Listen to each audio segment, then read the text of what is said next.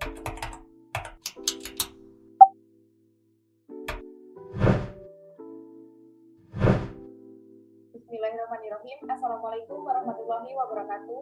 Selamat siang untuk Bapak Yusran Razak SEMSI selaku dosen pengampu mata kuliah Statistika Bisnis.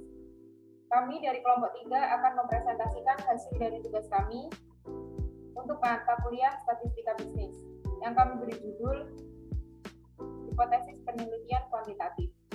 Sebelumnya, izinkan saya memperkenalkan anggota dari kelompok saya. Dimulai dari saya, Kasim Kusnia, dan sebelah kanan saya Dian Septi Rizky Ilahi. Selanjutnya, saya Nada Wahidatus Salsabila. Selanjutnya, saya Nada Wahidatus. Dan yang terakhir, Amelia Putri Maharani. untuk pembahasan yang pertama tentang pengertian hipotesis akan dijelaskan oleh saya sendiri.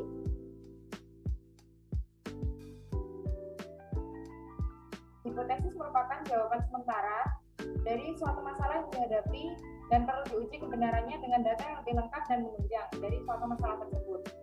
Nah, hipotesis dinyatakan dalam dua bentuk, yaitu hipotesis penelitian atau research hypothesis atau H1 atau hipotesis alternatif, yaitu pernyataan dari apa yang diharapkan terjadi. Nah, yang kedua, hipotesis nul atau null hipotesis atau H0, yaitu pernyataan yang menunjukkan tidak ada perubahan. Nah, tipe dari hipotesis itu ada dua. Yang pertama, directional one-toilet test, yaitu dapat menunjukkan arah jawaban. Dan yang kedua, non-directional two-toilet test, yaitu tidak dapat menunjukkan arah jawaban. Nah, lebih jelasnya lagi, saya akan menjelaskan tentang hipotesis pada penelitian kuantitatif, yaitu hipotesis statistik. Pengujiannya dilakukan dengan statistik, diterima atau ditolak tergantung dari hasil perhitungan statistik. Tidak dapat berubah setelah ditetapkan awal, didasarkan atas teori yang kuat. Untuk pembahasan selanjutnya akan dijelaskan oleh rekan saya, Dian Septi. Berikut merupakan bentuk-bentuk hipotesis. Yang pertama yaitu hipotesis deskriptif. Yang kedua, hipotesis asosiatif. Yang ketiga, hipotesis komparatif.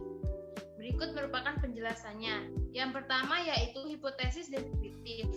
Hipotesis deskriptif merupakan suatu jawaban yang bersifat sementara pada suatu masalah deskriptif, yakni yang memiliki hubungan dengan satu variabel tunggal atau mandiri. Yang kedua yaitu hipotesis komparatif, merupakan jawaban sementara terhadap rumusan masalah komparatif atau perbandingan. Membandingkan dua populasi atau sampel yang berbeda namun dalam variabel yang sama, atau membandingkan dua kejadian yang berbeda waktu namun variabel sama. Yang ketiga yaitu hipotesis asosiatif. Hipotesis asosiatif merupakan jawaban sementara terhadap rumusan masalah yang menanyakan hubungan antara dua atau lebih variabel. Selanjutnya dijelaskan oleh teman saya yaitu Salsabila.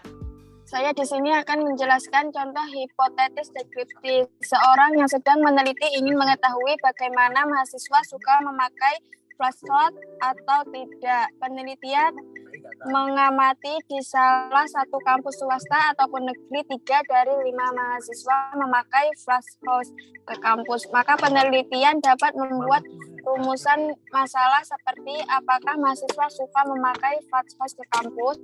Dalam penelitian ini, variabel yang digunakan yakni jenis tunggal, yaitu mahasiswa di salah satu kampus swasta. Oleh sebab itu, hipotesis yang digunakan dalam hipotesis deskriptif. Ada dua pilihan yang bisa dibuat penelitian sesuai dengan dasar teori yang digunakan, yakni mahasiswa suka memakai flashcard ke kampus. Baik, untuk materi selanjutnya akan dijelaskan oleh teman saya, Nanda Hoirunisa. Contoh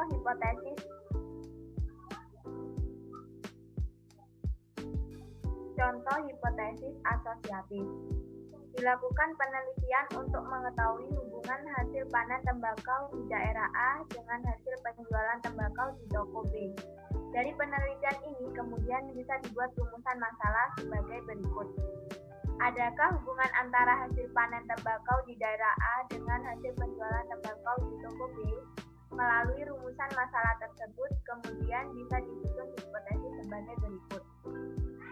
Tidak ada hubungan antara hasil panen tembakau di daerah A dengan penjualan tembakau di toko B. Ada hubungan antara panen tembakau di daerah A dengan hasil penjualan tembakau di toko B. Jadi, jika ada penelitian yang meneliti hubungan dari dua hal atau dua variabel dalam penelitian, maka hipotesis yang disusun sudah tentu dalam bentuk hipotesis asosiatif, yakni hipotesis yang akan menentukan ada tidaknya hubungan antara dua variabel yang berbeda tersebut. Baik, untuk materi yang selanjutnya akan dijelaskan oleh teman saya Amelia Putri. Baik, di sini saya akan menjelaskan tentang contoh hipotesis komparatif. Saya.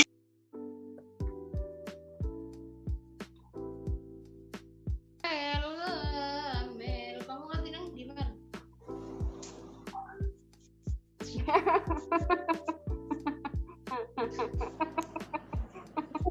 Ambil barang. Udah tak sama aku. Menang. Yud Yan. Iya. Baik, untuk materi selanjutnya akan dijelaskan oleh teman saya Amelia Putri. Baik, di sini saya akan menjelaskan tentang contoh hipotesis komparatif. Dilakukan penelitian untuk mengetahui ada tidaknya perbedaan produktivitas kerja pegawai sebelum dan sesudah diberi kendaraan. Berdasarkan 25 sampel pegawai yang dipilih secara random, dapat diketahui bahwa produktivitas pegawai sebelum dan sesudah diberi kendaraan dinas adalah sebagai berikut.